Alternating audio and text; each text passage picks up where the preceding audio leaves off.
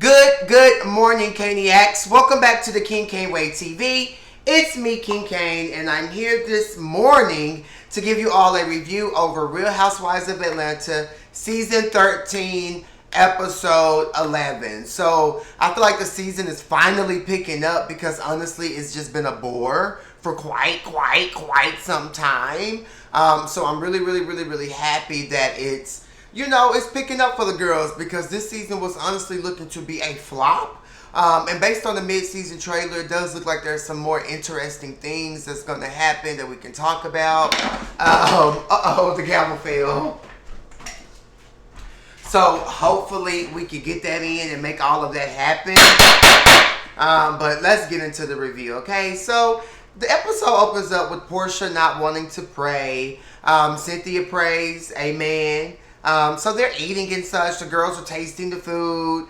Apparently, Marlo's really not here for LaToya's crab boil. Marlo is from Florida, so that's what they do. That's what they know. So Marlo's just like, girl, I mean, it's nice for your first time, but I'm not really fucking with it. Marlo said she overcooked the potatoes. Portia said the potatoes were good. And so then the girls start having a little conversation about what happened at the bachelorette party. Cynthia said that she realized that she's a voyeur, where that's a person who likes to watch other people, partake in, sexual activities. So, she was loving the lesbian action. She got a little moist, got a little hot and bothered, and went upstairs and handled her business.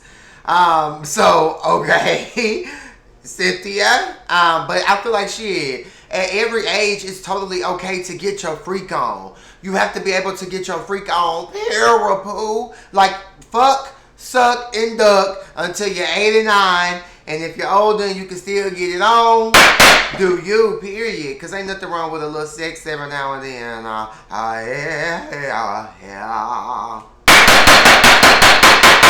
So, they're all kicking and just having fun and talking. And it's very light and fun at this point in the conversation. LaToya pretty much comes for Drew about being a married woman and dancing all up on Bolo, etc., etc. And Drew is just like, damn, we was all having a good time. We was all having fun. Like, a lot of us have relationships or what may have you. So, damn, why you singling me out, number one fan? And LaToya's like, girl, I'm your number one fan and only fan. Girl, I think Drew probably has, a little bit more credentials than LaToya. Drew has been in some major shows, movies, so Drew has a peach the first time around, and that says a lot. So who knows? So then King is like, LaToya is trying to blame it on Drew. Like, so was it you that Kenya was talking about making the noise? So LaToya versus Drew. Drew's like, girl, don't bring this shit up. Kenya shut up talking about, so are we saying it's Drew? And Drew like, check Kenya motherfucking ass. Like, nah, bitch, don't sit here and try to say, put that out there. Like, people have this and that. Like, why are you just throwing this stuff out? Like, do you feel a certain type of way about something that you did? Because your legs were open too. So what is you saying? Like, we're confused. Like, huh? So, now all the girls are going in on Kenya about, you're doing an investigation. And, at first LaToya was bashing Drew for doing what she was doing. And then she started to bash Kenya for even doing the investigation. So, LaToya, you was just sitting here doing the investigation on Drew. Girl, shut the hell up. You're the one who was over there slurping on peach juice.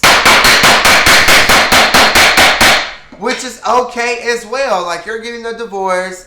Portia was single at the time. I mean, it was okay to have fun. We all know Portia is the B in LGBTQ. So, it kind of was what it was, honestly. I love what Candy said in the confessional. Like, okay, LaToya, you first just said it was, you trying to defend.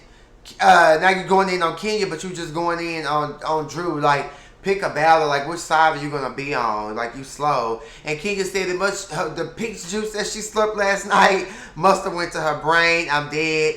Shamia chimes in. Marlo said that she heard a sex party going on, but not sex like sex going on, but just everybody having fun and turning up. You know, like when girls have passion parties, and you know the person comes over, and the person has all of that good shit going on. It's just kind of like, you know, like got the person up there talking about the sex and talking about, you know, the toys and stuff. You know, it's a passion party. I've been to a few. So that's, I don't know if that's what Marlo heard, but we all know what a sex party is, y'all. Sex party is a sex party. Marlo asking Portia, so what is King you talking about? What you talking about? Portia's like, this is all her playing. She finna roll it out. She finna tell you exactly what it was, exactly what she heard, this, that, and the third. Kenya pretty much said that she heard sex noises, okay? Kenya said, girl, you ain't heard no sex, girl. You hearing things because you ain't had no sex in a very, very, very, very, very long time, period. Kenya, we all know that Mark is not fucking you. Your husband, you seem to be so proper and ain't nobody fucking you. Kenya, you're not getting no good dick. Let's just call a spade a spade. You ain't getting no good jug put to you, Kenya Moore. So Portia's pretty much like, so you're talking about me? She said, I didn't say no name. She said, well, you're talking about my room. And I'm just like, girl, that's just childish. I love how Portia tricked Tanya. Like, you ain't got to explain shit to her. Like, who the fuck is she? Like, what are you doing? Like, shut the fuck up, period. Tanya ends up telling the girls that she spent the night in her room. So I'm like, damn, Tanya, here you go. Like, we all know what happened at the end of the goddamn day. But I'm just sitting here like, damn, Portia, just own the shit. Like, at the end of the day, it is what the fuck it is. And Tanya saying that she was in your room.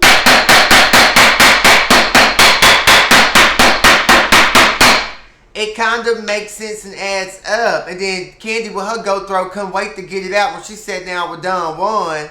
But we're going to get on that. I just love how, you know, Kenya keeps trying to say, like, oh, this is not private. It wasn't private. It was under the cast house. But LaToya was like, but it was in a private space in the house. So what do you mean? And I'm just like, right, LaToya? Like, stay on this whole head. Candy decides to speak. Candy's just annoying overall. And I felt like Candy should have said that when Portia was at the table. Like, it is what it is. Let's move forward, yada, yada, yada. But she waited till Portia got up and left. Drew reading Kenya about the voices in her head. Just like she was hearing things. Like, just those probably were the voices in her goddamn head because Kenya's slow and off. Cynthia says that Portia should, you know, own it. Period. Next we see Drew at her new house. Yes, Drew, I'm here for it. Ralph, the husband, the mama, the granny, she's there. Boxgate, they got a lot of boxes they got to go through. The house is 9,200 square feet, and the house is absolutely beautiful, and I'm here for it. Yes, Drew. And next we see Cynthia at home with Mike, and they're both just explaining to their men just about, you know, the event and how the bachelorette party went and how the man had a big dick and how Drew was throwing it back and, you know, Mike is impersonating Bolo and with the water bottle, and it's just a whole little kiki. And while all of them are kikiing with their men, here you go, Candy sitting down with Don Juan because Todd is out in New York being Marvin. And now you have no choice but to sit down and film with Don Juan. So, you know, her and Don Juan are just sitting there talking. And, you know, she's just telling him the story about everything happened. About how Kenya heard shit. And then here she go hearing shit. And it's just a lot, you know. And I'm just like, damn, Candy, I thought you was staying neutral, staying out of it. But here you go saying it was just a conversation with Don Juan. Yes, but on this national platform. So I was just a little blown away. So do you still have beef with Portia or do you not? Because Candy, you could have kept that to yourself like you had been doing. Like, I don't understand why she just sat down right there and did that shit with that girl. That's too much.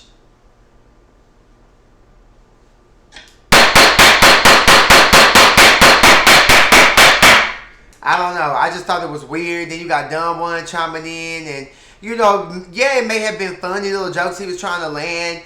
But it was still just kind of stupid and forced because, girl, you wasn't there. And then he ends up telling Candy that he had to change the hotel room or the car to get him there because Bolo didn't get there till like 7:30 or 7. So, you know, it's just a whole lot of shit going on. And I'm confused. I'm perturbed. And I'm kind of over it. And I just didn't appreciate Candy do that. I didn't know why she did that. Then she brought up Tanya saying she was in Portia's room because Kenya allegedly heard 2 women's voices and 1 male voice. So why did she do that? Who knows? And that's just that. Drew's still bringing up Tampa to her husband. I just think it's childish. Like, Drew, if you feel like he cheated, just say that or shut the fuck up about it, period. I love how Drew didn't tell her husband about the noise gate. I was like, yeah, because it ain't every husband, boyfriend, man's business to know what happened. They'll see it eventually. Next, Kenya is at her photo shoot. LaToya comes and brings her a cake. They're eating the cake. And Kenya pretty much feels some type of way about LaToya and how she was just pretty much dick riding Kenya and slurping Kenya's and slurping Portia's peach juice. And just doing this and doing that because it was just a lot. So she just wasn't really feeling it, etc., etc., etc. And that's just what it was. LaToya pretty much speaks, her truth. Like, Kenya, I felt like you were doing a bit too much and kind of low-key ruining the girls' trip. That was just team too much. You just sitting there and trying to figure out what was going on. And Kenya just be like, you're my only friend. I got a crush on you. You over there with Portia. Like, I can't believe it's this. I can't believe it's this. I can't believe it's this. So I just thought that it was just like, damn, what is going on? So when Kenya tells her that she has this crush on her, I think she just only said that to kind of solidify Toya, to get Toya back on her bandwagon, because Toya had went over there to Portia there, like, Toya know what's up, she know who the fun girls are, she know, y'all saw who LaToya was partying with the whole goddamn night since Portia and them had came through the goddamn door. And if you go back and look, Kenya was not feeling that pure poo from no end of the spectrum. So, I don't know, I just kind of feel like, the whole crush on LaToya is just fucking stupid. And I don't know, I can't see Kenya having girl-on-girl action because she's too much like of a judgmental type of prude, like auntie type vibe, like Portia said. Portia and LaToya kissed, duh. So next, Portia and Drew, they kiki at Portia's palace. Portia fucks with Drew. She just feel like, she's a real bitch. She checks Kenya motherfucking ass, and she has a lot to bring to the group, and I like that. Portia and Drew, they discussed the trip and investigation gate and just how it's childish and stupid. And Portia said that she'll never party with the girls again because they broke code. I love Portia's orange hair and contacts. She looks so pretty. I even put in my notes that in this moment that Portia and Drew are so cute in this scene. They're beautiful girls. I go in for it. They just feel like Kenya is just an indirect bitch. She's a punk. Like, girl, say who you talking about. Like, put a name on it. And, Portia said that she's just going to pay Kenya dust like her vagina. Period. Ralph, Drew's husband, calls her while she's having this moment. And she's just like, boy, I'm over here. I'm on my way back. I had to make a stop. Yada, yada, yada. Like, how when you got to run to the store real quick, but then you want to go see your homegirl real quick before you go back home to your man just to get a nice little girl time kiki. Like, that's what it was giving. And I was just so here for it. They discussed Dennis. It's the same old what Portia's saying about him. How, co-parenting. Next we see Candy with Blaze and Ace. I thought that was cute, them playing the game. PJ got these little weed braids. I'm here for it. Yes, PJ. She brushing her teeth. And then Cynthia sitting with her family planning the wedding. Bye, ashy feet. Kenya goes to see her lawyer. And she's filing for custody first for Brooklyn because it's immediate. And then she's going to file for divorce. But let's just be clear, Kenya is holding on to something that's really no longer there. Pure poo. We found out that Mark was sending her love songs, the MP3 playlist, and it was a gag to me because Kenya was really feeling herself and feeling like, OMG, my husband want me, he love me, he talking about how he want to be back with me, and the song is just like, I want to live with you, I want to live with you, but Mark turned right goddamn around and filed for divorce because the Kenya lawyer just busted out laughing because he like, what? Because he's like, honey, this is the tea right here, this man done went and pursued whole goddamn divorce. Wants to divorce you, and he's not only does he want to divorce you, he's asking for money from you, alimony, spousal support. shut Kenya ass up really quick. I mean, her face was hashtag broke. I said, OMG, like Mark is really, really, really a bitch. And I just think that Mark Trade Daily is kind of a little off. He's a little slow. And I just don't think that he has any type of common sense, just like Kenya. And I feel like she's met her match in her husband. She's just like, he can't speak his true feelings. He can't speak his true feelings. Well, I feel like if he can't speak them, sometimes you gotta go off motherfucking me actions. Period. Because the motherfucker gonna show you rather than telling you. And that's just that. Period. And the gag of it all, he not even studying Brooklyn. He didn't even ask for custody. He just wants her coins and his divorce. Poo.